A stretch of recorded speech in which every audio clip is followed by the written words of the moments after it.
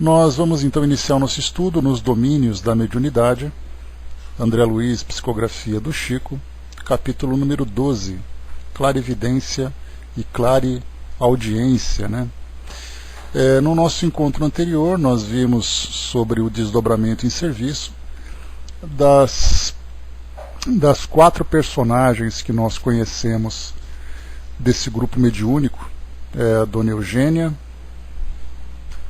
Raul Castro, pegando aqui rapidinho o nome de todos eles,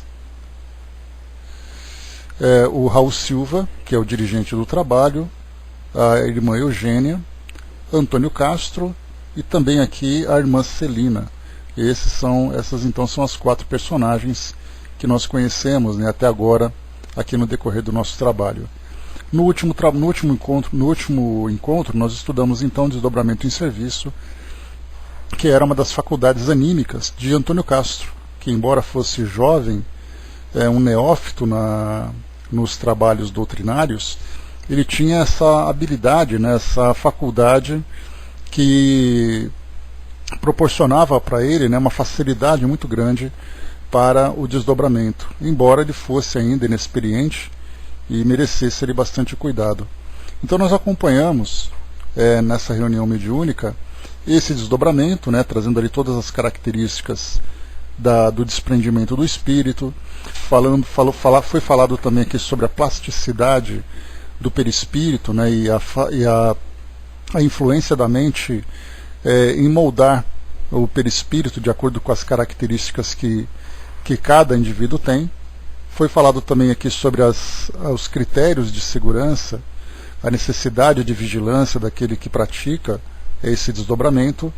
E aí então Antônio Castro, nesse desdobramento, ele se sentiu inseguro, né? E percebendo isso, então, o irmão Raul Silva fez com que o grupo, pediu ao grupo, né, um momento de prece direcionada a esse trabalhador para que ele se sentisse mais seguro, e ele confirmou, porque enquanto ele se encontrava emancipado, ele falava ao grupo, né, pelo seu corpo físico, de uma forma, da mesma forma que se fala no estado de vigília.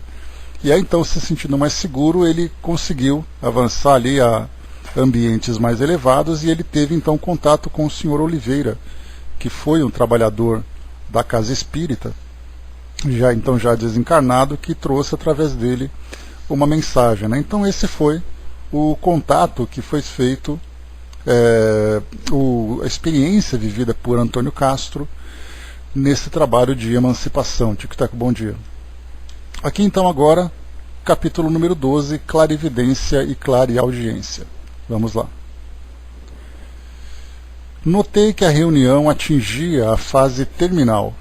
Então nós tivemos até agora, foram 4 manifestações, né? Nós começamos com a irmã Celina, depois passamos foram 3, né? Depois passamos para a irmã Eugênia primeiro, depois a irmã Celina e agora Antônio Castro, né? Então vimos ali 3 situações bastante curiosas, inclusive. Notei que a reunião atingia a fase terminal.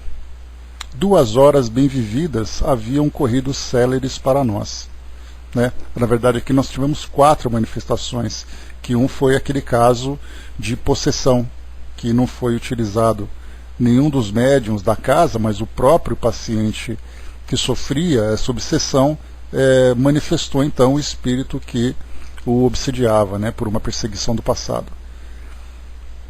Então, 2 horas bem vividas haviam corrido céleres para nós. Raul Silva consultou o relógio e cientificou os companheiros de haver chegado o momento das preces de despedida. Os amigos sofredores aglomerados no recinto poderiam receber vibrações de auxílio, enquanto os elementos do grupo recolheriam, através da oração, o refazimento das próprias forças, né? Então,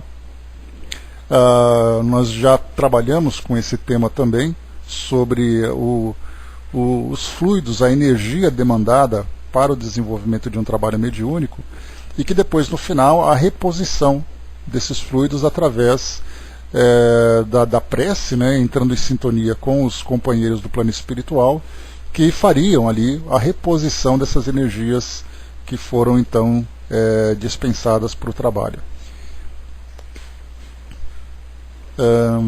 Aqui também me esqueci daquele outro caso, né, daquela moça que estava também obsediada pelo pai, né, pelo pai adotivo, né, então era mais um caso que não foi utilizado nenhum dos médiuns da casa. Então nós tivemos ali 5 experiências nessas 2 horas. Pequeno cântaro de vidro com água pura foi trazido à mesa. E porque Hilário perguntasse se iríamos assistir a alguma cerimônia especial, o assistente explicou afável: não, nada disso.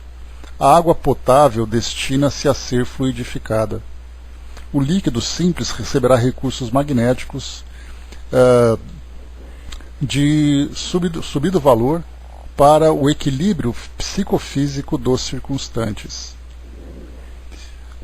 Deixa eu ver aqui, tá. Então, primeiro aqui o detalhe importante, né? Quando ele fala aqui sobre aquela água colocada sobre a mesa e depois a preocupação com algum tipo de cerimônia especial, algum tipo de ritual, então aqui o irmão Aulus acabou trazendo esclarecimentos sobre o objetivo daquela água, que seria o fluido que receberia, né, os fluidos magnéticos, a substância que receberia os fluidos magnéticos para a reposição das energias que os médiuns utilizaram. Então, numa reunião mediúnica, é importante sempre a gente observar que tudo tem um objetivo, tudo tem um propósito prático, não um propósito místico. Então, muitas vezes, colocar uma água, uma flor, por exemplo, sobre a mesa, uma toalha branca, qualquer tipo de objeto que é utilizado, ele tem um propósito.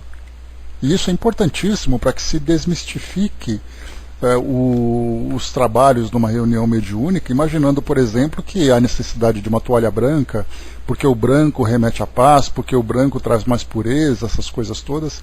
Então, conforme a gente vai tirando esses elementos, essas ideias místicas que durante tanto tempo, né, nós trazemos aqui no nosso psiquismo, então o trabalho mediúnico ele é essencialmente trabalhado no campo do pensamento e da razão. Então, fundamental esse esclarecimento. Então, a água tem esse objetivo de reenergizar aqueles que são os trabalhadores.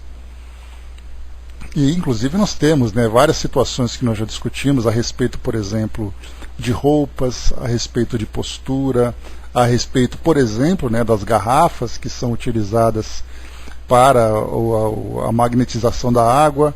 Então já se foi discutido se a garrafa tem que ser branca ou se tem que ser uma garrafa com um vidro fosco, com um vidro mais escuro, se a garrafa tem que estar tampada ou se a garrafa tem que ser aberta, se a roupa dos médiuns tem que ser todas brancas, se eles vão ficar descalço ou se eles vão calçar alguma coisa, se cada um tem que estar com aquela postura. Todas essas ideias místicas, elas acabam sendo então eliminadas das práticas verdadeiramente mediúnicas através do estudo, através da racionalização do trabalho. Vamos lá. Nada disso, respondeu aqui para nós. A água potável destina-se a ser fluidificada. O líquido simples receberá recursos magnéticos de subido valor para o equilíbrio psicofísico dos circunstantes. Com efeito, mal acabávamos de ouvir o apontamento, Clementino se abeirou do vaso e, de pensamento em prece, aos poucos se nos revelou coroado de luz. Daí a instantes, de sua destra espalmada sobre o jarro, partículas radiosas eram projetadas sobre o líquido cristalino que as absorvia de maneira total. Por intermédio da água fluidificada, continuou Aulus, precioso esforço de medicação pode ser levado a efeito. Há lesões e deficiências no veículo espiritual a se estamparem no corpo físico, que somente a intervenção magnética consegue aliviar, até que os interessados se disponham à própria cura. Então aqui também um outro ponto importante, quando nós falamos sobre os desequilíbrios do pensamento que afetam o perispírito e que com o passar do tempo tende a somatizar, a se somatizar, transferindo para o corpo físico. Então esses medicamentos energéticos, né, oferecidos pelo plano espiritual, eles são necessários enquanto nós não temos a capacidade da autocura, que é um processo difícil, né? Nós temos hoje cursos, por exemplo, de autocura, palestras falando sobre o autocura, sejam elas espíritas, sejam elas na psicologia ou outra filosofia qualquer, seja uma filosofia espiritualista, né, uma filosofia terrena, falando sobre o poder da mente na autocura.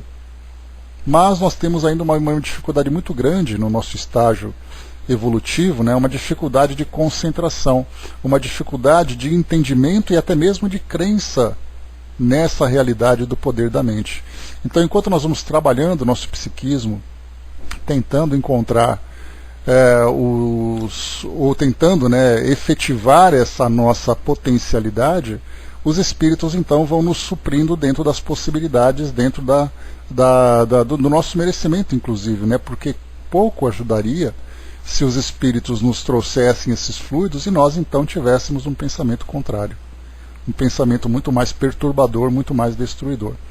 Bom dia, Vanessa, bom dia, Mezequim. E continuando então, o assistente silenciou, porquanto a palavra de Silva se fez ouvir, recomendando aos médiuns observassem através da vidência e da audição os ensinamentos que porventura fossem naquela noite ministrados ao grupo pelos amigos espirituais da casa. Então aqui já começa chamando a atenção para que todos ficassem atentos para as mensagens transmitidas pelos espíritos e assimiladas mentalmente, né, através da vidência, através da clarividência e da clareaudiência pelos encarnados. Reparamos que Celina, Eugênia e Castro aguçaram as suas atenções. Clementino, findo o preparo da água medicamentosa, consagrou-lhes maior carinho, aplicando-lhes passes na região frontal. Nosso amigo, esclareceu o assistente, procura ajudar aos nossos companheiros de mediunidade, favorecendo-lhes o campo sensório. Não lhes convém por agora a clarividência e a clareaudiência demasiado abertas. Na esfera dos espíritos reencarnados, há que dosar observações para que não venhamos a ferir os impositivos da ordem. Cada qual de nós deve estar em sua faixa de serviço, fazendo o melhor em seu alcance. Imaginemos um aparelho radiofônico terrestre, coletando todas as espécies de ondas em movimento de captação simultânea. O proveito e a harmonia da transmissão seriam realmente impraticáveis, e não haveria propósito construtivo na mensagem. Um médium, pois, não deve demorar-se com todas as solicitações do meio em que situa, sob pena de arrojar as impressões ao desequilíbrio, a menos quando, por sua própria evolução, consiga sobrepairar ao campo de trabalho, dominando as influências do meio e selecionando-as segundo o elevado critério de quem já consegue orientar-se para o bem e orientar aqueles que o acompanham.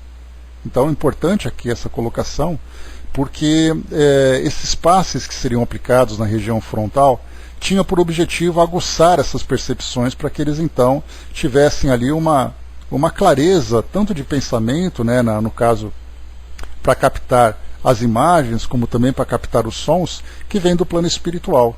Mas isso é um evento que acontece especialmente em determinadas circunstâncias, porque do contrário, uma pessoa comum, diferentemente de um espírito já mais desenvolvido, com uma capacidade maior, que também tem essa habilidade, um espírito comum que recebe essa interferência do plano espiritual, tendo essa dificuldade de separar a realidade do mundo físico onde ele atua, com as imagens que chegam do plano espiritual, isso seria algo extremamente perturbador.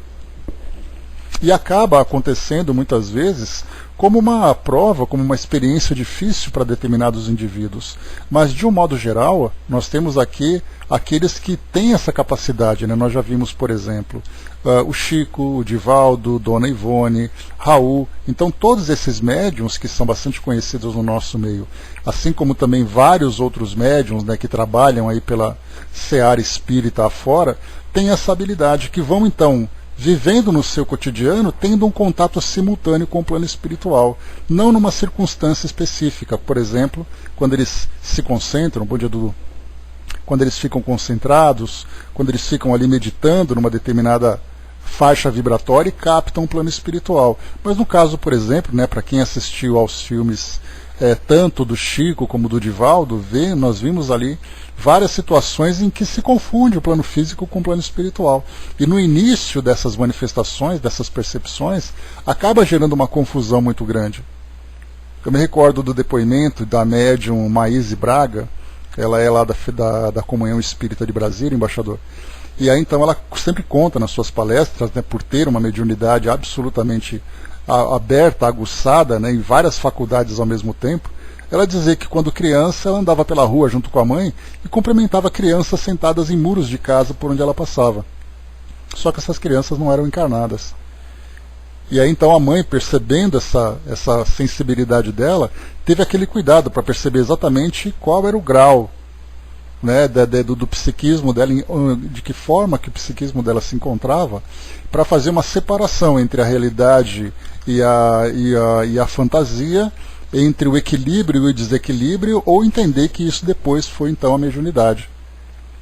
A mesma coisa aconteceu quando ela mesma contava também, sendo internada, acabou tendo ali um pequeno infarto, foi para a UTI de um hospital e ela via transitando entre os enfermeiros várias pessoas. E aí ela brincava, né? Falou, olha, para separar um do outro eu olhava para o pé. Quem tinha pé era encarnado, quem não tinha pé era desencarnado.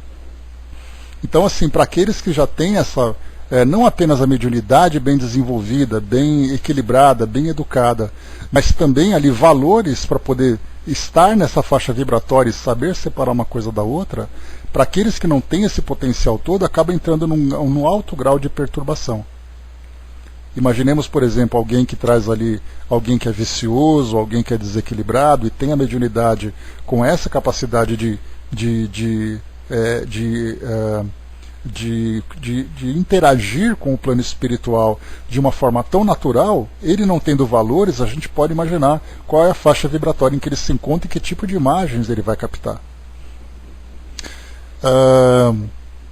O Tico colocou esses médiums, né, captam parte do mundo espiritual, captam aquilo que está no seu campo de ação, no seu campo de percepção, né? Então é assim, se ele está num ambiente, ele consegue ver encarnados, e aí em outras circunstâncias, para poder ver ambientes que fogem daquela realidade terrena, então há necessidade de uma emancipação, então já é uma outra situação. Porque do contrário, imaginar, por exemplo, alguém dirigindo um carro e entra num estado de emancipação, ele vai acabar perdendo ali a concentração naquela realidade que ele vive.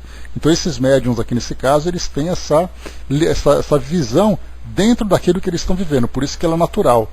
Então natural significa que ele vai ver o mundo físico e aquilo que existe no mundo espiritual dentro do mesmo ambiente, dentro do seu campo de percepção. Fora isso, então, há necessidade de um desdobramento, né? Bom dia, Mami. E continua. Então aqui só para a gente poder reforçar como foi colocado, né? O médium, pois, não deve demorar-se com todas as solicitações do meio em que atua, sob pena de arrojar as impressões ao desequilíbrio, a menos quando, por sua própria evolução, consiga sobrepairar ao campo de trabalho, dominando as influências do meio e selecionando-as segundo o elevado critério de quem já consegue orientar-se para o bem e orientar aqueles que o acompanham. Então a gente vê que é um caso especial. Hilário refletiu um momento e indagou. Os trabalhos mediúnicos, porém, são rigorosamente iguais aos 3 instrumentos sob nosso exame?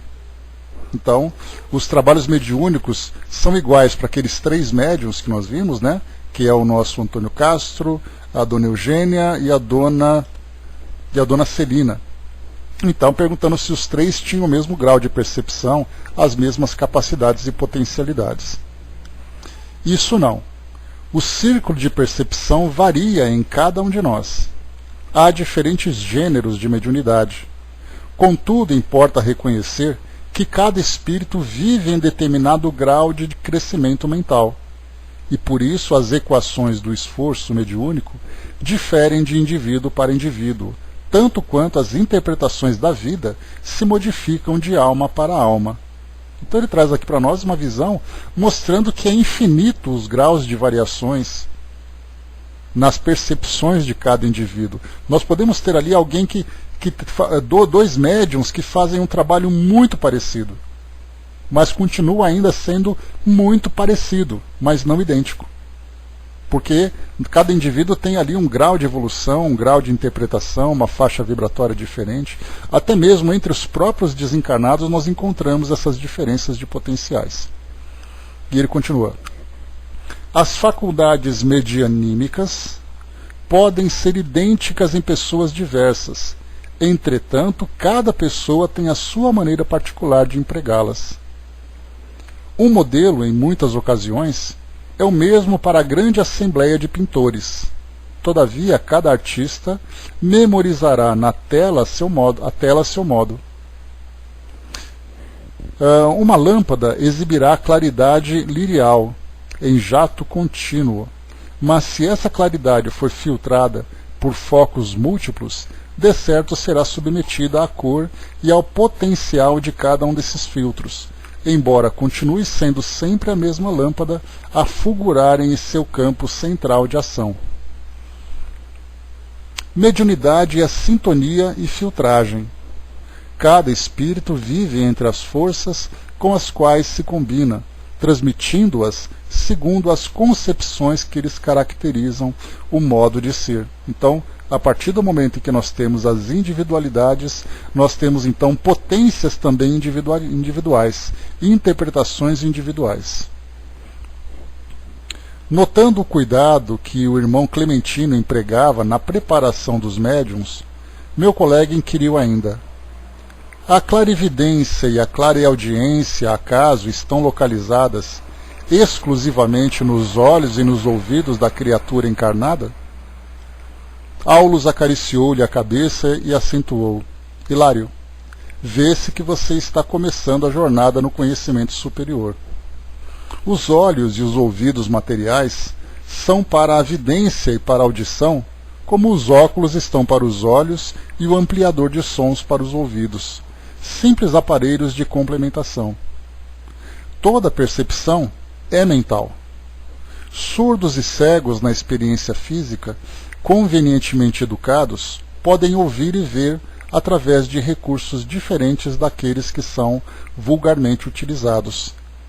A onda hertziana e os raios X vão ensinando aos homens que há som e luz muito além das acanhadas fronteiras vibratórias em que eles se agitam, e o médium é sempre alguém dotado de possibilidades neuropsíquicas especiais que lhe estendem o horizonte dos sentidos. Então aqui um comentário bacana que ele traz para nós, né, porque a nossa capacidade, né, auditiva, por exemplo, ela varia ali entre 20 decibéis a 20 mil decibéis. A mesma coisa acontece com as frequências visuais que nós temos, né? Mostram ali também hertz, né? Então, tanto no caso das ondas sonoras, como também das ondas eletromagnéticas da luz, das frequências, nós temos ali os hertz, que vão então desde aqueles mais baixos até aqueles mais altos, né? Então, o que nós temos, né, dentro desse campo de percepção é aquilo que os nossos órgãos permitem.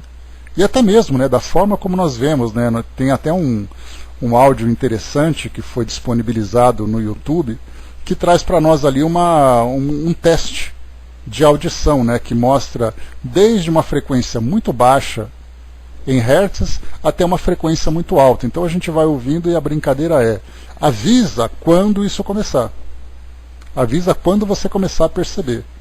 E aí então você vai avançando, né, na percepção dessas ondas, até chegar o momento em que você fala: olha, comecei a ouvir ou deixei de ouvir. E é interessante que quando você submete várias pessoas a essa brincadeira, dá para perceber que cada uma vai tendo ali uma variedade. Uns começam um pouco antes, uns começam depois, e assim a gente vai vendo essas diferenças. Então o que ele coloca para nós, tanto na audição como na percepção dos nossos órgãos físicos, a mesma coisa acontece também dentro da faixa da percepção, né, desses, como foi colocado, dessas possibilidades neuropsíquicas que são apresentadas para nós aqui. Meu companheiro fixou o gesto de quem aproveitara a lição, mas objetou relevante. Desejava, porém, saber se Dona Celina, por exemplo, está enxergando o irmão Clementino e ouvindo-o tão somente pelo processo curial de percepção da Terra. Sim, isso acontece por uma questão de costume cristalizado. Celina pensa ouvir o superior através dos condutores auditivos e supõe vê-lo como se o aparelho fotográfico dos olhos estivesse funcionando em conexão com o centro da memória. No entanto, isso resulta do hábito. Ou seja, ela está tão habituada a ver com os olhos e ouvir com os ouvidos que ela acredita que essa percepção mediúnica dela também diz respeito a esses órgãos.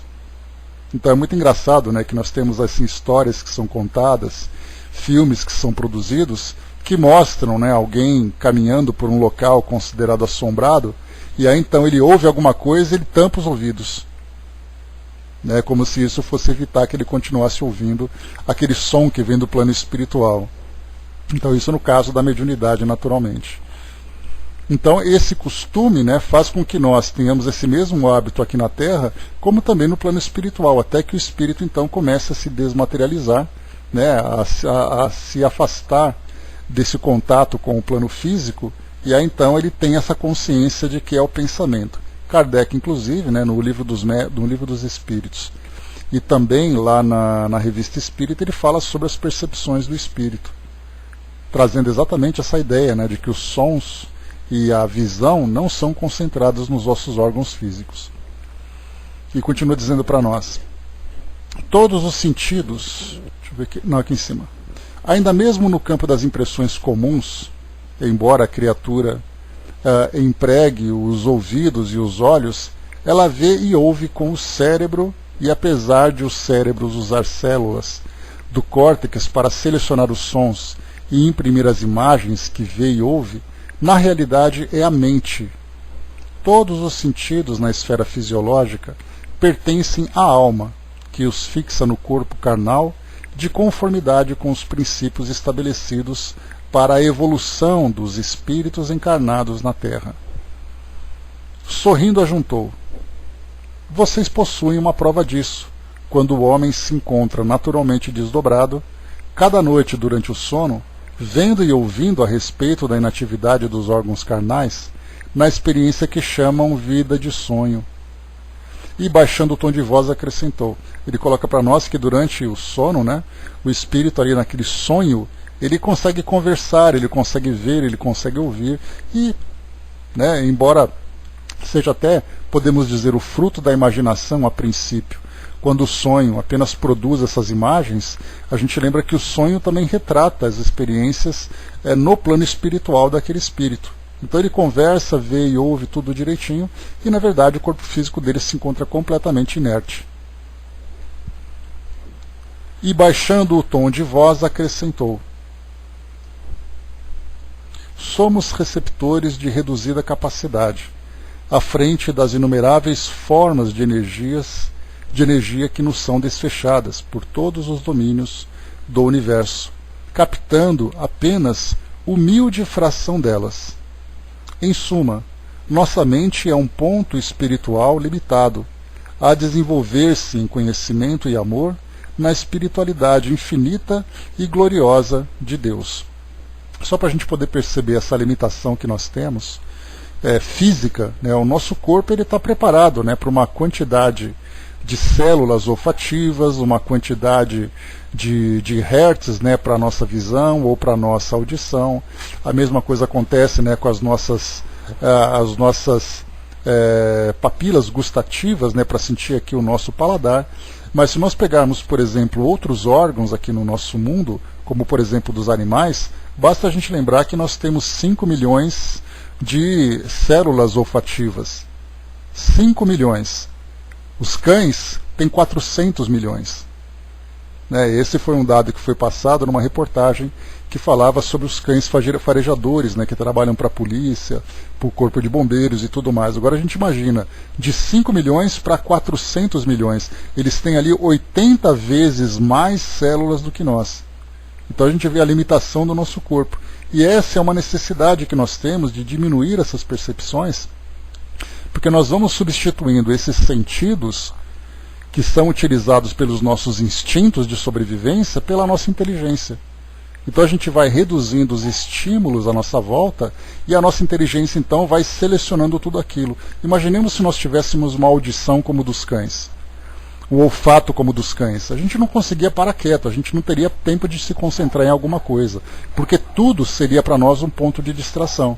Então nosso corpo vai se transformando, ao mesmo tempo que ele vai reduzindo as suas percepções se comparado com os animais. Basta a gente lembrar que nós temos ali os ultrassons, né, como o caso dos golfinhos, como o caso dos morcegos, nós temos os infrassons, como é o caso, por exemplo, dos elefantes. Então a nossa faixa de percepção ela acaba ficando cada vez mais estreita. Em compensação, o nosso cérebro é capaz de trabalhar muito mais no sentido da razão. Né? Não sei se seria desmaterializando, mas a gente vai muito mais racionalizando, Tico e Teco. Né? Porque se você não tem tempo e você não tem um silêncio, por exemplo, né, vou colocar silêncio em todos os sentidos, né, aquele silêncio dos sons, assim como o silêncio visual, o silêncio do olfato. Então esse silêncio, entre aspas, acaba sendo uma necessidade para que a gente possa se interiorizar. Então essa capacidade é muito mais introspectivo do que de exteriorizar essa nossa percepção. Então nosso corpo vai se moldando nesse sentido. E os espíritos, nesse caso, têm essa capacidade depois, fora dos órgãos materiais, de ter essa percepção mais aguçada também. Mas ao mesmo tempo eles têm também uma capacidade de filtrar aquilo que para eles de fato é mais valioso. Sim, né, no caso a gente vai se desmaterializando espiritualmente a gente vai se desmaterializando, né, mas o nosso corpo físico aqui ele tem essas limitações, permitindo, né, que nós desenvolvamos muito mais o intelecto. Decorreram mais alguns instantes. Centralizemos mais a atenção na prece, adestrando-nos para o serviço do bem. Essa frase foi pronunciada por Clementina em voz clara e pausada, como a oferecer uma base única para a convergência de nossas cogitações. Atento, porém, aos nossos objetivos de estudo, acompanhei os médiuns mais diretamente interessados no apelo. Dona Celina registrara as palavras com precisão e guardava a atitude do aluno disciplinado. Dona Eugênia assimilara-as em forma de ordem intuitiva e mostrava-se na condição do aprendiz criterioso. Castro, contudo, não as recolhera nem de leve. Então a gente lembra que desde o início, quando começamos a conhecer um pouco do perfil de cada um desses trabalhadores, Dona Celina, Dona Eugênia e Castro foi mostrado ali como sendo o mais, vamos dizer assim, o mais materializado, né? Por isso então ele tinha uma maior dificuldade de concentração. Só para a gente poder fazer aqui um retrospecto, deixa eu pegar aqui no capítulo número 3, a apresentação de todos eles, né? Então diz aqui para nós sobre Castro. Esse é o nosso colaborador Antônio Castro, moço bem intencionado e senhor de valiosas possibilidades em nossas atividades de permuta. Sonâmbulo, no entanto, é de uma passividade que nos requer grande vigilância. Desdobra-se com facilidade, elevando a efeito preciosas tarefas de cooperação conosco, mas ainda necessita de maiores estudos e mais amplas experiências para expressar-se com segurança acerca das próprias observações. Por vezes, comporta-se fora da matéria densa à maneira de uma criança, comprometendo-nos à ação. Quando empresta o veículo a entidades dementes ou sofredoras, reclama-nos cautela, porquanto quase sempre deixa o corpo à mercê dos comunicantes quando lhe compete o dever de ajudar-nos na contenção deles, a fim de que o nosso tentame de fraternidade não lhe traga prejuízo à organização física. Será, porém, valioso auxiliar em nossos estudos. Então esse aqui é o Antônio Castro, né, que apresenta todas essas dificuldades. Voltando aqui então para o nosso capítulo, diz assim para nós: então Castro, contudo, não as recolhera nem de leve. Com permissão do supervisor, pusemo-nos em tarefa de análise. Observei que, sutilmente ligados à faixa fluídica de Clementino, os 3 médiuns, cada qual a seu modo, lhe acusavam a presença. Então, cada médium, a seu modo, lhe acusavam a presença. Então, alguns percebiam com mais clareza, outros com menos clareza. Enfim, nós vemos ali os 3 variando de acordo com as condições evolutivas. Dona Celina anotava-lhe os mínimos movimentos, à maneira do discípulo diante do professor. Então lembra que Dona Celina, nesse caso, era a nossa médium mais desenvolvida, né? Ela foi aquele caso daquele espírito, né, que estava ali extremamente agressivo, e ela não tinha necessidade de vigiá-lo, porque ela simplesmente mentalmente era capaz de controlar ali as suas ações. Dona Eugênia lhe assinalava a vizinhança com menos facilidade, qual se o distinguisse imperfeitamente através de um lençol de nebulosidade. E Castro, embora o visse com perfeição, parecia completamente alheio à influência do instrutor. As possibilidades de Celina e Castro, na clarividência e na clareaudiência, são por enquanto mais vastas que em nossa irmã Eugênia, esclareceu Aulus Prestimoso. Acham-se os 3 levemente submetidos ao comando magnético de Clementino e podem identificar a presença com analogia de observações, porque nas circunstâncias em que operam, estão agindo como pessoas comuns, utilizando-se da percepção habitual. Então aqui, como eu falei para vocês no início, Antônio Castro, que nós lemos aqui a biografia dele, ou a apresentação dele, embora ele tivesse todo esse potencial de percepção, tanto das suas faculdades anímicas como mediúnicas, ele era imaturo em termos de domínio dessas faculdades. Então essa é a diferença, mas a gente pensou, mas peraí, se ele é ali o mais fraco, entre aspas, dos 3 médiums, como é que ele tem uma visão mais clara que Dona Celina, que já se mostrou, né, uma trabalhadora prestimosa, quando ela ali foi necessária para a manifestação de um espírito? É porque ele tem a faculdade aguçada, mas ele não tem o domínio, ele não tem ainda o conhecimento, a experiência para lidar com essa faculdade. Então tem uma diferença entre os dois. Tanto é assim que nós encontramos pessoas que sofrem ali um alto grau de perturbação no campo da mediunidade, sofrendo obsessões, passando por desequilíbrios, precisando de tratamentos psiquiátricos, enfim, pelo fato da mediunidade estar ali extremamente aflorada. Mas ele não tem o conhecimento e nem domínio para isso. Em compensação, nós temos trabalhadores que são altamente instruídos e altamente moralizados, mas com uma mediunidade que praticamente ali, ou muitas vezes até quase nula, como é o caso, por exemplo, do próprio Kardec. De ostensividade ali não tinha absolutamente nada, a não ser ali a intuição que ele sempre recebia dos espíritos no trabalho que ele realizava. Então essa é a diferença de todos eles que nós temos ali. Né, o Tico colocou, né, a especialização comentada por Emmanuel, né? Essa especialização, né, que seria, você coloca especialização no sentido de aprofundamento, de domínio, né? Você coloca dentro daquele campo de ação que ele apresenta, né? Então aqui o que nós temos, né, a dificuldade que cada médium tem nesse sentido, de ter, por exemplo, pelo fato de Antônio Castro ser um médium sonâmbulo de grande potencial, isso permite que ele se desdobre com facilidade. Então ele tem uma percepção fácil do plano espiritual. Agora a pergunta é, o que ele vai fazer com isso? Tanto que o irmão Clementino estava aqui próximo a eles, e ele simplesmente viu e falou assim, ah tá, estou vendo um. Né? Pois é, o detalhe, Tico-Teco, né, assim como acontece nas ciências aqui do nosso mundo, muitas vezes quando alguém quer ter ali um conhecimento amplo, o Rui Barbosa lembra assim, né, se você amplia muito o seu conhecimento, você é como se fosse um pires raso.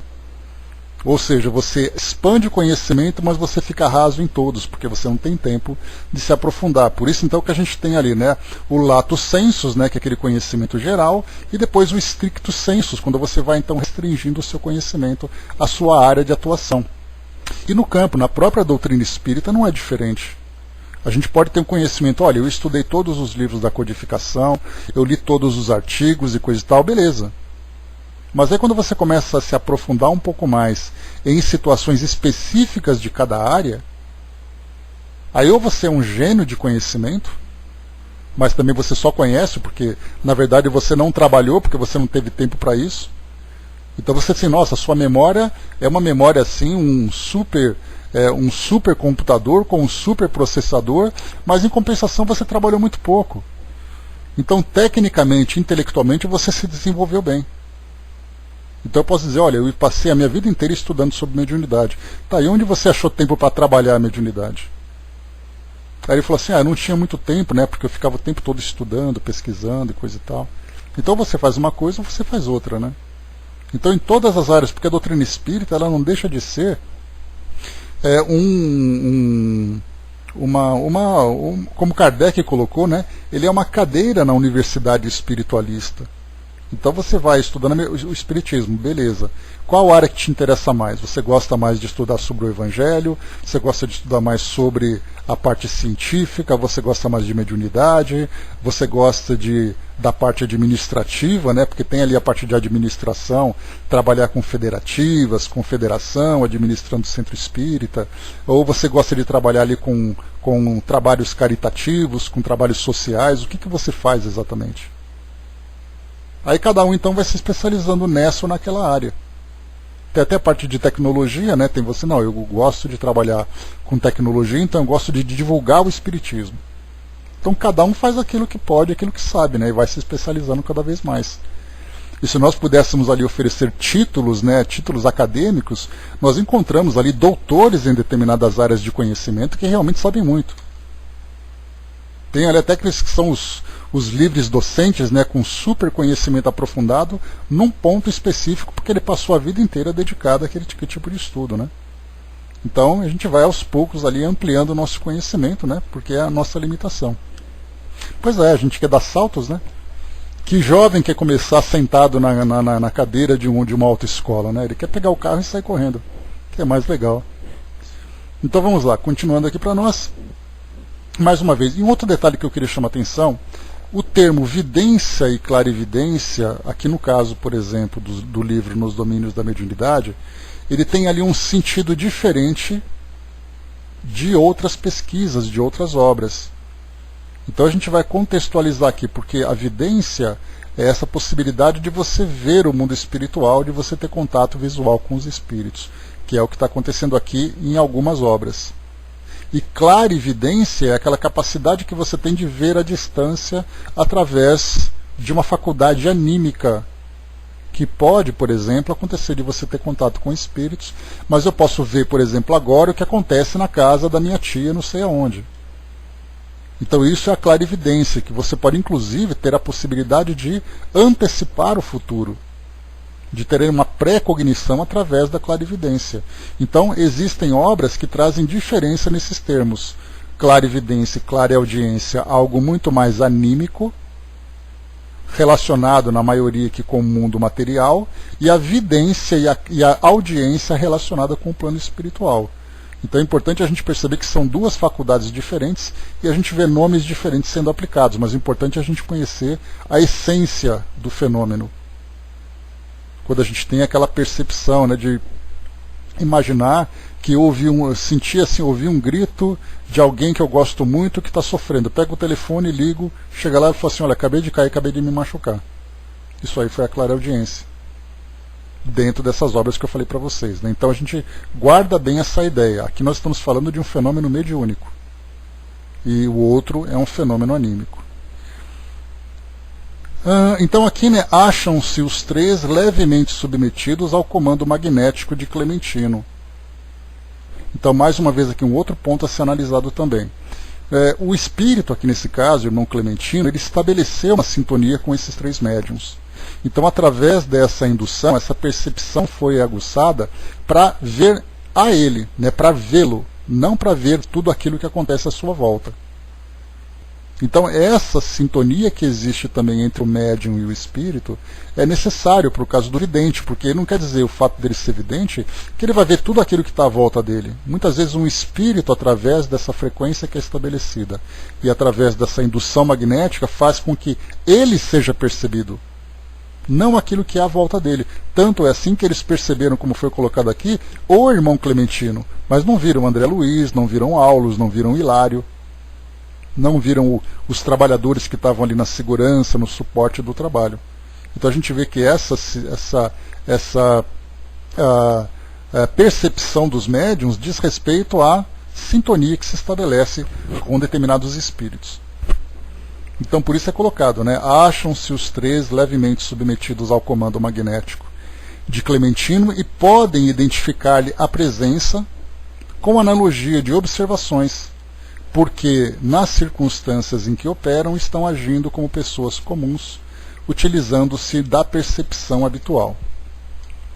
Entretanto, aduziu Hilário, se o trio foi colocado sob a ordenação magnética do supervisor, por que motivo nossas amigas lhe acataram o convite, enquanto Castro se mantém visivelmente impermeável a ele? Então ele pode ter sido visto, mas não assimilou exatamente a ideia, né? Exatamente porque Castro ainda é aquele mais jovem, né? O mentor do recinto exerce apenas branda influência, abdicando de qualquer pressão mais forte, suscetível de provocar viciosa emanação, em desfavor de nossos amigos, disse Aulo convicto. Além disso, a mente de Castro passou de irrepreensível na região superior do trabalho que nos compete levar a efeito, de momento não mais se revela interessado em satisfazer ao programa de Clementino, mas sim em provocar um reencontro com a progenitora desencarnada. Enxerga o orientador do conjunto como quem é constrangido a ver alguém de passagem, todavia sem qualquer preocupação de escutá-lo ou servi-lo, confinado, como se encontra, às emoções do jardim doméstico. Basta a indiferença mental para que nada ouça do que mais interessa agora no esforço coletivo da reunião. Então, para ele aqui, essa percepção é como se ele estivesse sentado num banco de praça e alguém passa na frente. E ele simplesmente olha e falou, bom, passou alguém aqui, mas eu estou pensando na minha mãe que desencarnou, tal. Então ele tem a percepção aflorada, mas a sua concentração está em alguém específico. Então por isso ele não capta o pensamento. Então ele tem essa percepção, vamos dizer assim, de um modo muito superficial. Ele vê, aliás, ele enxerga, mas ele não vê. Evidentemente desejoso de definir a lição, no quadro de nossos conhecimentos terrestres acrescentou: é uma antena que se insensibilizou, de improviso, recusando sintonizar-se com a onda que a procura. Nesse instante, vimos que um companheiro simpático de nosso plano avançou do círculo de espectadores, abeirando-se de Dona Celina e chamando-a discreto. A nobre criatura ouviu-lhe a voz, mas não se voltou para trás. Entretanto, respondeu-lhe em pensamento numa frase que se fez perfeitamente audível para nós. Encontrar-nos-emos mais tarde. Aulus informou presto: é o esposo desencarnado de nossa irmã que a visita, com afetuosa solicitação. Contudo, disciplinada quanto é, Celina sabe renunciar ao conforto de ouvi-lo, a fim de colaborar no êxito da reunião com maior segurança. Então a gente vai vendo aqui, conhecendo um pouco do perfil de Dona Celina, a disciplina e a capacidade, né, que ela possui de trabalhadora no campo mediúnico. Porque ela sabe separar ali a responsabilidade daquele momento, porque afinal de contas ela estava ouvindo o mentor do trabalho, e aí então o marido se aproximou e falou: e aí, tudo bem? Agora eu não posso falar com você. O que para nós, né, com essa sensibilidade que nós temos, sensibilidade emocional, de repente alguém do nosso afeto vem conversar conosco, na hora a gente se distrai. Mãe, você aqui? Oi, meu querido, você aqui com a gente? Enquanto isso, o mentor estava ali do lado. Então ela mostrou ali um equilíbrio muito grande para separar aquele momento de trabalho e aquele momento de uma relação pessoal, ainda que seja através da mediunidade. Logo após, vimos Castro desdobrar-se de novo. A gente lembra, né, no capítulo anterior, a capacidade que ele tem, né, aquela substância esbranquiçada, viscosa, né, pastosa, começou a se formar, e aí então nós vimos a separação entre perispírito e corpo físico e a ligação através daquele cordão prateado. E aí então ele se vestiu com aquela roupa meio esbranquiçada, né? A gente até falou sobre aquela imagem dos fantasmas, né? O modo como eles se apresentam e tudo mais. E aí então que a mente do espírito poderia moldar o perispírito do modo como fosse conveniente, mas a maioria de nós acaba se preocupando muito mais com a experiência de desdobramento do que com essa capacidade de concentração para moldar o perispírito. Então aqui mais uma vez ele acabou se desdobrando, tendo ali o mesmo fenômeno, né? Apresentando o mesmo fenômeno. Logo após, vimos Castro desdobrar-se de novo, auxiliado agora simplesmente pelo forte desejo de ausentar-se do círculo, e revestido das emanações que lhe desfiguram o perispírito, caminhou hesitante ao encontro de uma entidade amiga que o aguardava a pequena distância. Nosso cooperador, falou o assistente, menos habituado à disciplina edificante, julga que já fez o possível em favor dos trabalhos programados para esta noite e põe-se no encalço da mãezinha, que vem sendo beneficiada em nossa organização. Não nos foi, porém, possível alongar anotações. Então aqui nós vemos um trabalhador, um colaborador dessa casa, que tem essa experiência de emancipação, nós podemos deduzir, não apenas no momento em que ele se encontra na casa espírita, mas durante a noite, por exemplo. Aquele momento em que ele está dormindo e coisa e tal, ele tem ali os seus desdobramentos e vive tudo aquilo. Então para ele o desdobramento é uma experiência natural que diz respeito aos seus interesses. Eventualmente ele se concentra para participar de um trabalho, como aconteceu anteriormente aqui nesse grupo mediúnico, mas para ele ainda é uma facilidade que ele possui como outra qualquer. Então ele já fez o que ele tinha que fazer, já cumpriu ali o seu trabalho, agora ele poderia aproveitar aquela experiência e viver algo relacionado com os seus interesses, como nós vimos aqui em Busca da Mãe. Porque quando ele então foi influenciado pelo irmão Clementino, ele ouviu, né, mas ele estava muito mais preocupado com o reencontro que ele tanto desejava. Aí aqui então ele se levantou, foi meio vacilante em direção àquele espírito, e aí depois então, né, André Luiz volta a sua concentração para o que vinha acontecendo no trabalho. Clementino, à cabeceira da assembleia, estendeu os braços e colocou-se em prece. Cintilações de safirino esplendor revestiam-lhe agora o busto, dando-nos a impressão de que o abnegado benfeitor se convertera num anjo sem asas. Em momentos ligeiros, verdadeiro jorro solar desceu do alto, coroando-lhe a fronte, e de suas mãos passou a irradiar-se prodigiosa fonte de luz, que nos alcançava a todos, encarnados e encarnados, prodigalizando-nos a sensação de indescritível bem-estar. Nada conseguiu dizer, não obstante as perquirições que me enfusiavam o pensamento. O êxtase do mentor impelia-nos à respeitosa mudez. Aqueles minutos de vibração sem palavras representavam um precioso manancial de energias restauradoras para quantos lhe abrissem as portas do espírito. Então, precioso manancial de energias restauradoras para aqueles que abrissem as portas. Então aqui também a receptividade, a concentração, a dedicação para estabelecer essa relação mais profunda, mais direta com o plano espiritual, é um elemento essencial.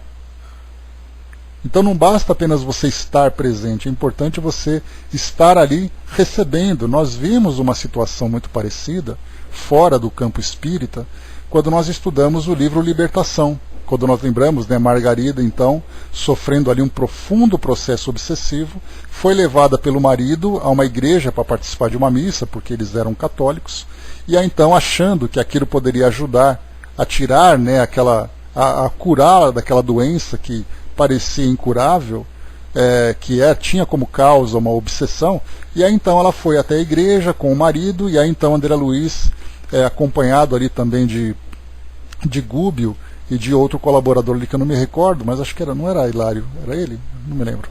Mas acompanhado ali, então eles foram até a igreja ali ver, né, de que forma que as coisas aconteciam. E aí então eles comentaram que na porta da igreja estava aquela algazarra de espíritos atrapalhando aqueles que estavam entrando, espíritos que eram impedidos de entrar na instituição. E aí então dentro da igreja ele observava agora André Luiz a partir da perspectiva espiritual o que acontecia. E aí vi então várias pessoas presentes ali naquele culto, mas ninguém em sintonia verdadeira com o plano espiritual. Embora fosse um ambiente pacífico, pela paz que ele próprio transmitia, as pessoas não estavam conectadas com aquilo que vinha do plano espiritual, embora os espíritos estivessem presentes ali, auxiliando, como acontece em todo lugar. Onde há pessoas que vão em busca de Deus, os espíritos estão ali para prestar essa ajuda. Só que muitas vezes vão muito mais por um hábito, muito mais por um protocolo, vão com vontade, mas a concentração não está voltada para aquele local. Porque às vezes ele está ali sentado, mas pensando, né, poxa vida, esse problema está me deixando cada vez mais perturbado, eu estou pensando naquela pessoa que me aborrece, eu tenho que voltar para casa logo e essa missa não acaba, etc, etc. Então, por isso, há necessidade de estar presente fisicamente e estar presente também espiritualmente. Por isso que nós vimos aqui, né, que naquele caso, naquele momento de êxtase de Clementino, que André Luiz aqui ele trouxe para nós em uma linha, mais ou menos, um resumo do que acontecia com o irmão Clementino. Quando ele falava, né, que do seu peito começava a brilhar uma safirina luz, veio ali jorrando do céu e coisa e tal, mas imagina a cena, se nós tivéssemos oportunidade de presenciar uma situação como essa. A potência daquelas energias que eram irradiadas sobre todos, encarnados e encarnados. Mas até aí tudo bem. Agora, quem tinha a capacidade de absorver essas energias? Aí então depende da questão da sintonia. Essa receptividade é fundamental. Então não basta, por exemplo, a gente pode até estender isso para os trabalhos de passe.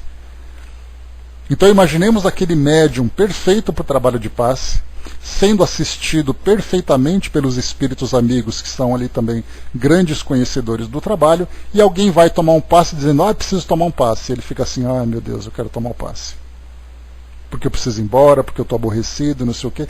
Toda aquela energia que é transmitida, aquele fluido que é transmitido para aquela pessoa, quanto exatamente que ele absorve, já que ele não está ali mentalmente sintonizado com aquele trabalho. E isso tem grande repercussão. Por isso, então, ali, né, não somente desde a autocura, que é a capacidade que o indivíduo tem, ele também tem que estar preparado para receber a cura, para ser curado, para receber essas vibrações, esses fluidos que são transmitidos. Então, no trabalho de passe, na presença num centro espírita, então se por acaso nós vamos até lá num culto, numa missa, em qualquer tipo de evento religioso, e nós vamos lá em busca de uma paz maior, de uma tranquilidade, é importante estar ali ciente que se nós não formos abertos a recebermos esses fluidos, vai ser nós na verdade nos apresentamos muito mais refratários do que absorventes. Rejeitamos, né, acabamos jogando fora tudo aquilo que pode nos beneficiar. Por exemplo, durante uma palestra.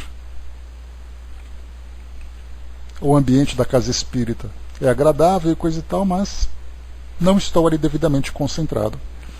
Angelina colocou, devemos estudar a doutrina para nossa iluminação e iluminar a todos, né, uma necessidade fundamental para nós. E aí então diz para nós aqui, né, mais uma vez, né, aqueles minutos de vibração sem palavras representavam um precioso manancial de energias restauradoras para quantos lhe abrissem as portas do espírito. É o que eu consegui depreender pelo revigoramento de minhas próprias forças. Terminada que foi a operação inesquecível, Raul solicitou ainda alguns instantes de tranquilidade e expectativa. competia ao grupo aguardar a manifestação de algum dos orientadores da casa à guisa de instrução geral no encerramento. Então nós temos, né, algumas instituições têm esse tipo de trabalho. Então é feito ali todo o trabalho mediúnico, é feito o trabalho de passes e tudo mais, e depois no final vem a palavra de um orientador, para trazer ali, né, um conforto, trazer uma instrução, né, com uma colaboração construtiva para finalizar a reunião.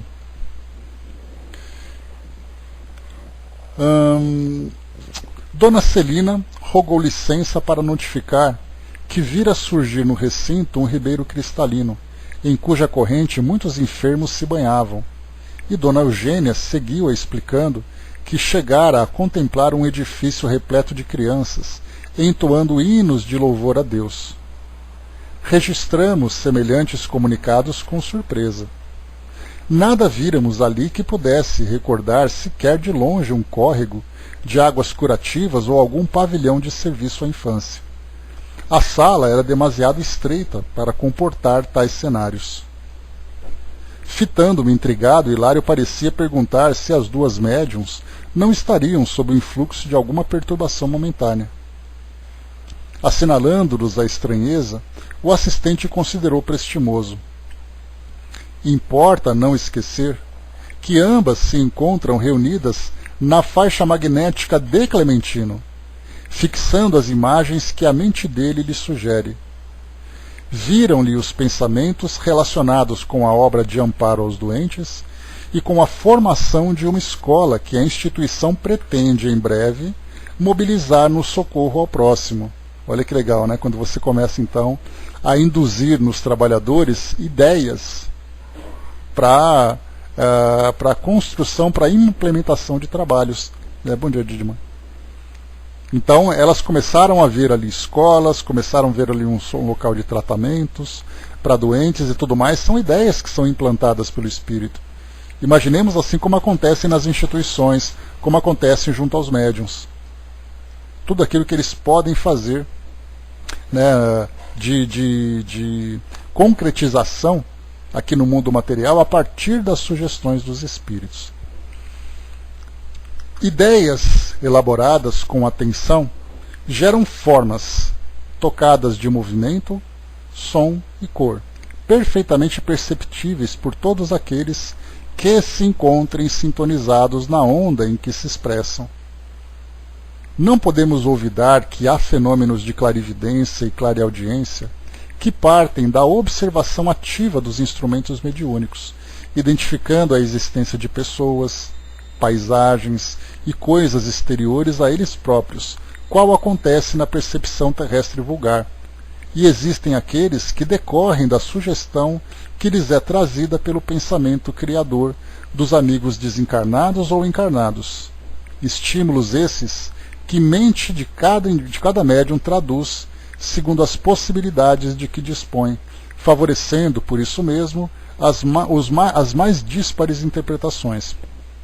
Aqui nós já entramos então nessa definição, já ligada com essa ideia da clarividência propriamente dita, como nós conhecemos. Porque então eles conseguem ver à distância algumas imagens, algumas situações exteriores, e isso sim nós vemos então como sendo algo relacionado à clarividência. E não com a vidência propriamente dita, que é a visão dos espíritos. Então é aqui que a gente vê essa manifestação. Um outro detalhe importante que a gente tem também, diz assim: ideias elaboradas com atenção geram formas tocadas de movimento, som e cor, perfeitamente perceptíveis por todos aqueles que se encontrem sintonizados na onda em que se expressam. Vocês se recordam, cheguei a comentar com vocês, dois grandes eventos que aconteceram aqui no nosso mundo que impressionaram muitas pessoas. Foi o caso daquele tsunami que aconteceu em 2004 na ilha de Sumatra, e foi o ataque às Torres Gêmeas em 2001, lá em Manhattan, nos Estados Unidos, em Nova York. Muitas pessoas relataram terem visto aquilo tudo. Terem visto antes disso acontecer e durante esse acontecimento. Estavam dormindo, estavam concentrados e de repente a imagem se fez. Me recordo de uma de uma entrevista feita a Raul Teixeira naquela época, porque quando aconteceu ali o ataque às Torres Gêmeas, né, um ataque terrorista daquela intensidade e tudo mais, muitos meios de comunicação começaram então a falar sobre isso. Principalmente ali naquela parte mística, né, onde pessoas relatavam que tinham sonhado, que o outro perdeu o avião, que o outro se atrasou para chegar no edifício e tal, e a coisa aconteceu.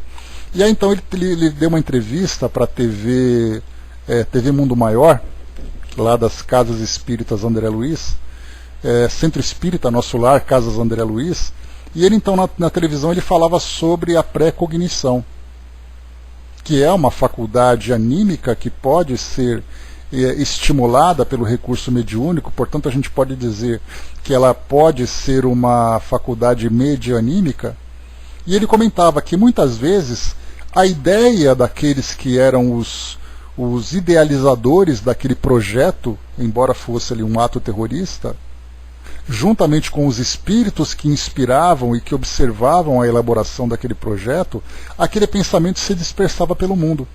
E algumas pessoas entravam em sintonia com esse pensamento. Por que motivo? Não sabemos. Seja pela facilidade, ou pela intensidade, ou pela intenção, não sabemos por que motivo. Mas muitas vezes pessoas de bem, de repente sonharam com aquilo acontecendo. E aí nós temos exatamente essa explicação. Olha que interessante. Ideias elaboradas com atenção, e essas ideias, por exemplo, de um projeto terrorista como aquele, é muito planejamento, muita concentração, muita emoção envolvida, muitos espíritos presentes também, então a gente vê que o pensamento se encontra disperso. Ideias elaboradas com atenção geram formas, tocadas de movimento, som e cor. Então aquele filme que tem movimento, que tem som e que tem cor, é um filme que fica ali na nuvem, vamos dizer assim, como uma linguagem atual. Perfeitamente perceptíveis por todos aqueles que se encontrem sintonizados na onda em que se expressam. Olha que interessante isso. Então a pré-cognição, a pós-cognição, ou seja, a pré-cognição é você ver aquilo que vai acontecer. Pós-cognição é você ver aquilo que já aconteceu. Inclusive nós estudamos no domingo falando sobre a psicometria, que são aquelas energias impregnadas num determinado ambiente e que alguém tocando naquele objeto, chegando naquele local, é capaz de registrar as imagens relacionadas com ele. E aí então ele vê aquele filme, ele vê aquela imagem, ele é inclusive capaz de perceber as sensações daquele local. E é aí que nós entramos também de pessoas que vão a campos de concentração, né? Porque hoje nós temos, né, um chamado turismo de catástrofes. Então são pessoas que visitam, por exemplo, lá nas Torres Gêmeas, né, onde hoje é o local das Torres Gêmeas, por aquele prazer de dizer, eu fui lá onde as torres foram derrubadas. Ou então pessoas que vão até a Ucrânia visitar Chernobyl. Ou pessoas que vão até o Japão visitar ali o local de tragédia, onde nós tivemos ali naquela usina nuclear também. Então pessoas que vão lá para tirar foto, tirar selfie, pessoas que vão até, por exemplo, Auschwitz na Polônia, lá naquele campo de concentração, ou na Alemanha. Então é um turismo de catástrofe, é um turismo meio mórbido. Alguns vão para poder estar no local onde a desgraça aconteceu, outros vão por um contexto histórico, cada um com seu interesse. Mas as energias do evento em si empregam naquele local, envolvendo inclusive pessoas, envolvendo situações. E esses indivíduos que têm essa percepção anímica podem captar essas vibrações. Então os pensamentos daquilo que já aconteceu, daquilo que vai acontecer ou daquilo que está acontecendo, está sempre presente no ar. São energias que ficam ali registrando esses eventos dispersos pelo mundo todo. Aquele indivíduo que tem essa facilidade de entrar em sintonia com essa faixa, porque o pensamento não vai até ele, é ele que vai até o pensamento. Ou melhor, as ideias, né, não vão até ele vai até as ideias. Então ele capta essa imagem. É como se tivesse um link aí disponível pelas redes sociais, e o indivíduo vai e baixa aquele pacote de imagens. Essa é a ideia. É algo muito interessante. Deixa eu ver aqui.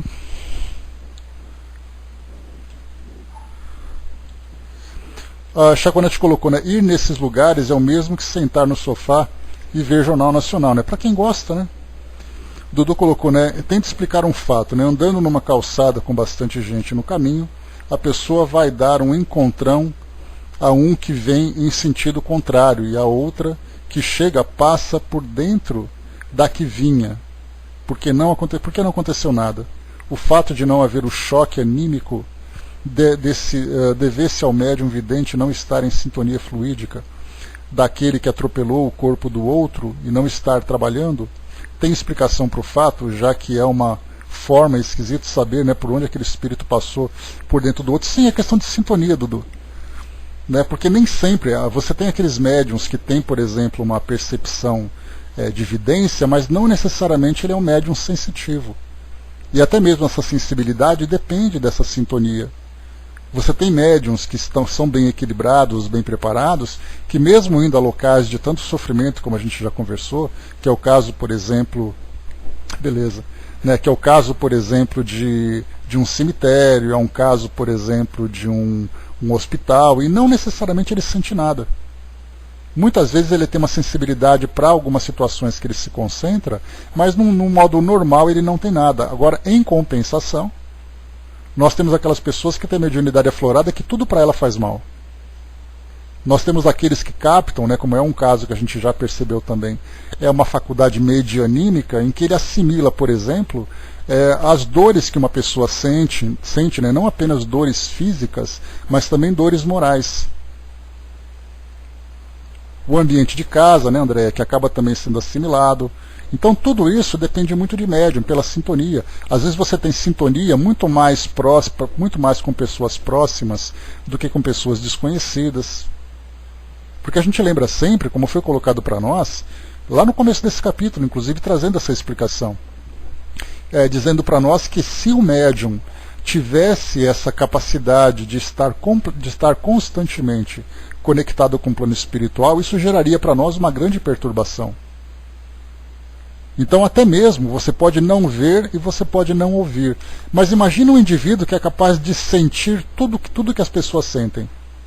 Seria para ele uma loucura, porque ele ficaria doente o tempo todo. Ele ficaria irritado, ele ficaria aborrecido, ele ficaria deprimido, ele ficaria com medo, ele ficaria eufórico, porque todo mundo sente isso. Então nós temos ali essa percepção que ela é limitada e alguma situação pode fazer com que nós fiquemos mais sensíveis. Pessoas, por exemplo, que têm essa sensibilidade, quando ficam doentes, acabam ficando mais sensíveis. Outras, quando ficam ali descompensadas emocionalmente, seja por um aborrecimento, seja por uma tristeza muito forte, isso acaba também ficando mais aflorado. Então, se você ver e ouvir já é o suficiente para te trazer essa perturbação, imagina se você sentisse tudo isso. Porque a sensação te envolve. Então, assim, cada um, essa parte de médium sensitivo, é uma área mediúnica muito pouco explorada. Né? Então, assim, a gente pensa muito naquilo que é muito ostensivo, de você falar assim, olha, eu vi o espírito. Mas a parte de sensações, ela é pouco explorada e ela é um campo, assim, extremamente vasto, que depende de intensidade, depende de local, depende de sintonia, depende de uma série de elementos, né, que vão favorecer ou dificultar essa percepção. E como ela é difícil de ser transmitida, porque você pode dizer assim, olha, eu vi um espírito vestido dessa forma. Agora, quando você sente alguma coisa, você descrever um sentimento, muitas vezes faltam palavras, porque a gente não consegue traduzir aquilo que se sente. Porque você fala assim, o indivíduo fala assim, olha, eu estou me sentindo deprimido. Se nós pudéssemos codificar esse sentimento, nós veremos que cada indivíduo tem uma forma de descrever essa sensação. Exatamente, Vanessa. Né? Se você não consegue descrever as suas próprias, imagina para o outro, né? Então, assim, essa parte da sensibilidade, ela é muito pouco valorizada. A gente sabe que existe, a gente sabe que tem pessoas que sentem, mas ela acaba sendo um pouco valorizada. Mas ela é um instrumento extremamente valioso para aquele que tem aquele equilíbrio, aquela capacidade de filtrar e também até de ajudar. Imaginar, por exemplo, um psicólogo que tem essa percepção e ele consegue captar os sentimentos do outro e sabe filtrar isso para não guardar para ele. Eu tenho até uma amiga que ela tem uma situação interessante. Com as pessoas com quem ela tem afinidade, ela consegue ter uma percepção à distância. Muitas vezes ela começa a sentir aquela vontade de chorar, ela deita na cama e chora. Mas depois ela fala assim, mas por que eu estou chorando? Aí ela começa a pensar, a se concentrar, e ela então entra em contato com a pessoa, você está bem? Ah, não estou muito triste. E ela não faz nada, ela simplesmente capta, absorve essas coisas. Então assim, essa área de médium sensitivo, porque a impressão que dá é que o médium sensitivo é o médium vira-lata, né? Aquele que ninguém dá valor. Só pensa em pedigree, né? Não, porque eu sou médium vidente, porque eu sou psicógrafo, porque eu sou psicofônico, porque eu faço pintura. O médium sensitivo é o vira-lata, ninguém dá valor para ele. Mas só ele sabe a intensidade daquilo que ele percebe.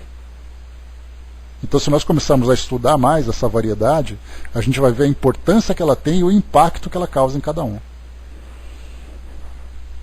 O Dudu já colocou, né? Quando num dia de trabalho mediúnico vem aquele irmão e no teu ouvido fica pedindo ajuda, sentindo a mão no seu ombro. Pois é, tudo isso varia, né? Então é um trabalho muito difícil.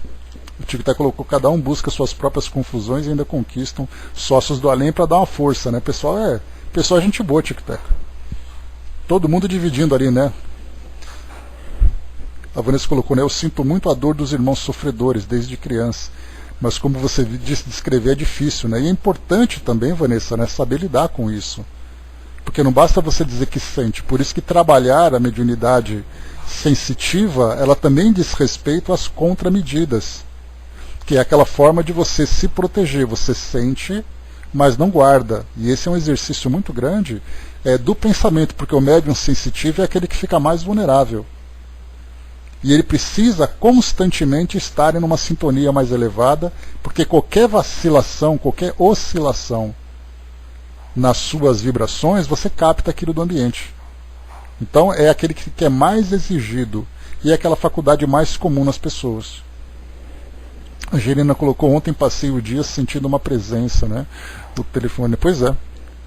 Na casa que trabalho, agora estamos fazendo um trabalho nesse sentido, né? É importante, talvez, como Kardec colocou para nós no livro dos médiuns, todo médium é sensitivo por princípio, mas depois ele apresenta uma faculdade mais ostensiva. E esta ostensividade diz respeito, por exemplo, à vidência, à psicografia e coisa e tal. Mas ele diz que, por princípio, todo médium sente. Mas a gente não considera a mediunidade sensitiva como algo ostensivo. Que é mais ostensivo do que você sentir tristeza porque o outro está triste? Isso é absolutamente ostensivo, só que você não transmite isso não é dado valor. É por isso que eu coloquei para vocês, né? É aquela mediunidade vira-lata, ninguém valoriza. Ah, você só sente? Eu vejo. É grande coisa, você vê aí. Né? Então, assim, é uma diferença muito grande entre uma coisa e outra. Né? No caso, Chaconete, da mediunidade sensitiva, ela é a mais frequente de todas. Por isso que eu coloquei para vocês, né? Todo médium ele é ostensivo por princípio. E depois, então, vem aquelas outras faculdades. E há aquele médium que é apenas ostensivo, mas todos têm essa sensibilidade. Né, e depois à tarde ligaram que um amigo tinha desencarnado, né? Então olha só, a Angelina colocou, né? Sentiu então aquela impressão estranha, aquela impressão negativa, e aí veio a desencarnação. Isso aí são os dramas, né, de quem vive com a mediunidade, né? Então por isso eu coloquei para vocês todos esses pontos que estão aqui. Então eu comecei colocando, né, sobre aquelas ideias elaboradas que são perceptíveis por aqueles que estão sintonizados. Trouxe para vocês então aquela parte da clarividência de ver. Aqui sim nós vemos a definição da clarividência como nós conhecemos. Porque até então, ter aquela sintonia com o irmão Clarencio e percebê-lo, aquilo é evidência. Aqui nós vemos então a clarividência propriamente dito. Então, mais uma vez, para a gente contextualizar e para seguir aqui para o nosso final. E ele diz assim: não podemos esquecer que há fenômenos de clarividência e clareaudiência que partem da observação ativa dos instrumentos mediúnicos, identificando a existência de pessoas, paisagens e coisas exteriores a eles próprios, qual acontece na percepção terrestre vulgar. Ou seja, essa percepção terrestre vulgar é você ver e ouvir os sentidos normais que nós temos. E existem aqueles que decorrem da sugestão que lhes é trazida pelo pensamento criador dos amigos desencarnados ou encarnados. Então, nesse caso, eles estão sendo, então, no caso da irmã Celina e da irmã Eugênia, elas viram, então, aquele lago, aquele córrego, né, onde espíritos se banhavam, ou então aquela escola. E esses pensamentos foram induzidos a elas, antecipando uma imagem, ou um projeto, que deveria, então, se concretizar na instituição que eles trabalham. Por isso foi colocado para nós, né? Viram-lhe os pensamentos relacionados com a obra de amparo aos doentes, não se sabe qual obra é essa, e com a formação de uma escola que a instituição pretende em breve mobilizar no socorro ao próximo. Então, nesse caso, foi ali uma clarividência estimulada, né, pelo irmão Clementino. E aqui, depois que nós colocamos, né, estímulos esses que a mente de cada médium traduz segundo as possibilidades de que dispõe, favorecendo por isso mesmo as mais díspares interpretações. Exclamou Hilário, entusiasmados, temos aí a técnica dos obsessores quando improvisam para suas vítimas variadas impressões alucinatórias. Sim, confirmou o assistente, é isso mesmo. No entanto, evitemos a conversação agora. O trabalho da reunião vai terminar. Né? Então está aqui, né, os casos, né, relacionados com a clarividência e com a clareaudiência. Né? Bem no finalzinho que nós aqui vimos, então, o que é exatamente a clarividência dentro dos padrões que nós conhecemos. Né? Porque enquanto aquela sintonia se estabelecia, vinha aquela confusão. Né? Mas isso aí que está acontecendo é evidência. Aquele pensamento que está sendo ouvido é audiência, não é clareaudiência. Aí no final nós entendemos exatamente o que é a clarividência e o que é a clareaudiência. Para muitos isso acontece de um modo natural, para a gente poder resumir aqui a história. Para outros acontece de uma forma induzida. Para aqueles que acontecem naturalmente, são aqueles casos que eu falei para vocês. Alguém tem uma visão do prédio lhe batendo. Teve um caso, né? Aliás, como acontece, né, na mídia americana, isso é bastante frequente, quando acontece uma grande tragédia, aparece gente de tudo quanto é lado dando depoimento. E aí teve a entrevista de um garoto que sonhou que o avião estava batendo no prédio, que um avião ia cair. E aí então essa criança acordou e falou para o pai não pegar aquele avião. O pai não pegou o avião e o avião caiu. Esse é um caso, por exemplo, de clarividência pré-cognitiva, porque a cognição significa o conhecimento e pré-cognição é o pré-conhecimento, é o conhecimento antes de acontecer. Então são vários os casos que nós temos hoje. Aí, como que, claro que aparecem também as fantasias, aqueles que gostam de inventar histórias e tudo mais, né? Então, aí depois a gente vai, no nosso cotidiano,